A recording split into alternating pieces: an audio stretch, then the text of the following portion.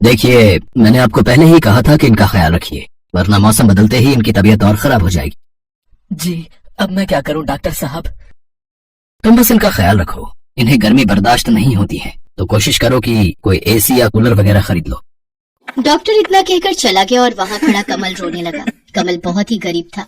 वो मजदूरी करता था और बड़ी मुश्किल से अपना घर चलाता था। कमल के घर में उसकी माँ के अलावा उसकी पत्नी पल्लवी रहती थी। कमल की माँ को गर्मी बिल्कुल बर्दाश्त नहीं हो पाती थी। जरा सी गर्मी बढ़ने पर उनके हाथ पैर सूजने लगते थे और पसीने की वजह से पूरे बदन पर अजीब से धब्बे बन जाते थे। ये हर बार की कहानी थी, लेकिन बढ़ती उम्र के साथ कमल की माँ की हालत अब और ज्यादा खराब होने लगी थी। बस कीजिए, आप इस तरह रोइए मत। रो नहीं तो और क्या करूं पल्लवी? क्या बताऊं डॉक्टर साहब को कि अपनी माँ के लिए एसी तो छोड़ो, एक कूलर तक खरीदने की औकात नहीं है मेरी।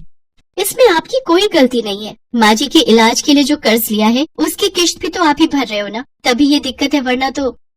हर महीने वो किस्तें चुकाने के बाद खाने पीने के खर्च लायक भी पैसे नहीं बचते। और देखो ना, इतना कर्ज लेकर इलाज करवाने का भी कोई फायदा नहीं हुआ। आखिर में माँ की हालत तो पहले से भी खराब होती जा रही है।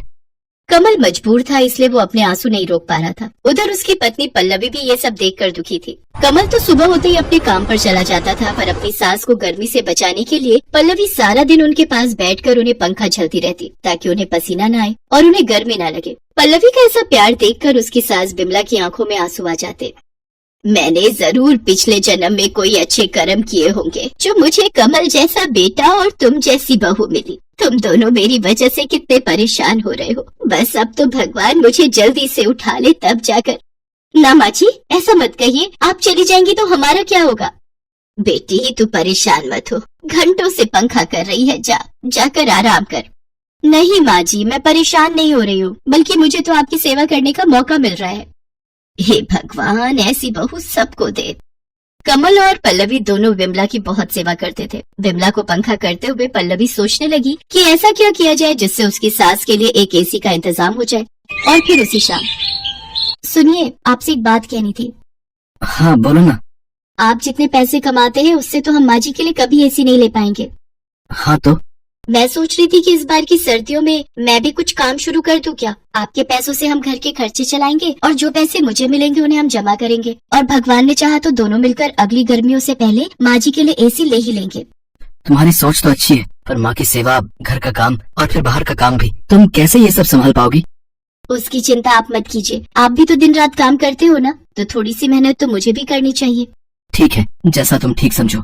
इसी तरह गर्मियां बीत गई और फिर बारिश आई तो बिमला, कमल और पल्लवी ने राहत की सांस ली। जैसे जैसे गर्मी कम हुई, बिमला की तबीयत भी कुछ बेहतर होने लगी और साथ ही पल्लवी ने भी काम ढूंढना शुरू कर दिया। एक दिन पल्लवी एक बंगले पर पहुंची। कोई है क्या? जी हाँ, बताइए। भैया, मैं काम ढूंढ रही हूँ। कैसा काम? अब कैसा भी, झाड़ू बर्तन वगैरह। ओह हाँ, है ना। एक्चुअली मुझे भी एक मेड की तलाश है। तो आपने पहले कहीं काम किया है ना? नहीं, पहले तो कहीं काम नहीं किया। अच्छा, चलिए कोई बात नहीं, आप अंदर आ जाओ। पल्लवी घर के अंदर आई तो उसने देखा कि वो एक बड़ा सा हॉल था और वहाँ काफी सामान था, लेकिन सब कुछ पैक रखा हुआ था। आप कहीं जा रहे हैं क्या? नहीं, मैं तो कल ही यहाँ शिफ्ट हुआ हूँ, तो अभी तो सामान खोल कर लगा ही रहा हूँ। अच्छा, तो घर के बाकी लोग कहाँ हैं?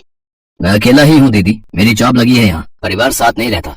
राज ने पल्लवी को दीदी कहा तो उसे बहुत अच्छा लगा। राज अकेला है ये सुनकर पल्लवी पहले तो थोड़ा झिझकी, लेकिन फिर उसके दीदी कहते ही उसे अच्छा लगा। राज ने पल्लवी को काम पर रख लिया। अब पल्लवी रोज सुबह सुबह राज के घर आती। उस वक्त तक राज सो रहा होता था। पल्लवी सबसे पहले उसे उठाती, फिर उसके लिए चाय नाश्ता बनाती और फिर पूरे घर की साफ सफाई करती। और इस काम के बदले राज पल्लवी को अच्छे पैसे भी देने लगा।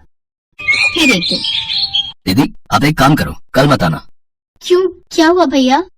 अरे आपको काम करते करते हफ्ता हो गया, तो एक छुट्टी तो बनती है ना हफ्ते में, वरना आपकी सास आपसे नाराज हो जाएंगी।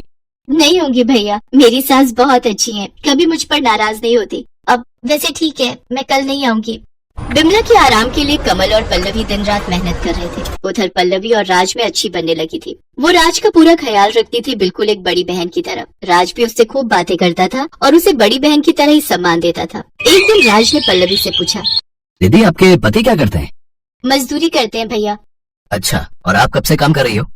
नहीं भैया, आप पहले हो जिनके यहाँ मैं काम कर रही हूँ, इससे पहले कभी जरूरत ही नहीं पड़ी। तो अब ऐसी क्या मजबूरी हो गई कि आपको घर से बाहर निकल कर काम करना पड़ रहा है? ये बात सुनकर पल्लवी की आंखों में आंसू आ गए और उसने रोते हुए राज को सारी बात बता दी। पल्लवी और कमल का अपनी माँ के प्रति प्यार और सेवा भाव देखकर राज भी भावुक हो गया। ऐसे ही कई दिन बीत गए। पल्लवी और कमल एसी के लिए काफी पैसे जोड़ चुके थे, लेकिन होनी को कुछ और ही मंजूर था। गर्मियाँ एक बार फिर वापस आने वाली थी। ऐसे में बिमला अचानक बेहोश होकर गिर पड़ी। उसे दिल का दौरा पड़ा था, तो जो पैसे दोनों ने एसी के लिए कमाए थे वो सारे के सारे बिमला के इलाज पर खर्च हो गए। और फिर लगता है हम माँ जी के लिए एसी खरीद ही नहीं पाएंगे। हिम्मत रखो पल्लवी, ऊपर वाला हमारी परीक्षा ले रहा है। पर कब तक? 1 महीने बाद फिर गर्मी शुरू हो जाएगी और फिर माँ जी को और ज्यादा परेशानी होगी। कमल चुप था क्योंकि पल्लवी की बात सही थी। फिर अगले दिन पल्लवी राज के यहाँ काम करने गई तो उसने राज से कुछ नहीं कहा, बस चुपचाप अपना काम करती रही। ये देखकर राज समझ गया कि जरूर पल्लवी किसी परेशानी में है। राज के बार बार पूछने पर फिर पल्लवी ने उसे सारी बात बता दी। राज को भी पल्लवी की बात सुनकर बड़ा अफसोस हुआ। और फिर अगले ही दिन, दीदी वो आपसे एक बात कहनी थी। हाँ भैया बताइए ना। दीदी वो मेरी कंपनी ने मेरा प्रमोशन कर दिया है और उसके लिए मुझे दुबई भेज रहे हैं, तो मुझे अब यहाँ से जाना होगा। ये तो बहुत अच्छी बात है भैया, भगवान करे आप और तरक्की करो। पल्लवी राज की तरक्की से खुश तो थी, लेकिन एक सच ये भी था कि राज के चले जाने से अब उसकी नौकरी भी जाने वाली थी। ये सोचकर पल्लवी और ज्यादा उदास हो गई, लेकिन फिर भी उसने राज से कुछ नहीं कहा। फिर कुछ ही दिनों के बाद, अच्छा दीदी मैं चलता हूँ, आप एक काम करो, ये कुछ पैसे रख लो। नहीं भैया, मैं ये पैसे नहीं ले सकती, मेरी पगार तो आपने पहले ही दे दी है। मैं जानता था कि आप मुझसे पैसे नहीं लेंगी। चलिए कोई बात नहीं, मैं चलता हूँ, अपना ख्याल रखना दीदी। इतना कहकर राज टैक्सी में बैठकर वहाँ से चला गया और पल्लवी भी अपने उतरे हुए चेहरे के साथ अपने घर की तरफ चल दी। गर्मियाँ शुरू हो चुकी थी और पल्लवी की सास की तबीयत फिर बिगड़ने लगी थी। लेकिन तभी कुछ ऐसा हुआ जिसकी उम्मीद पल्लवी को तो बिल्कुल नहीं थी। जी बताइए। मैडम आपका कोरियर है और ये एक चिट्ठी भी है। नहीं भैया, आपको कोई गलतफहमी हुई है। ये इतना बड़ा डिब्बा हमारा नहीं हो सकता और हमें कोई कुछ क्यों भेजेगा? नहीं मैडम, ये आपका ही है, देखिए आपका घर का ही पता लिखा है यहाँ पर।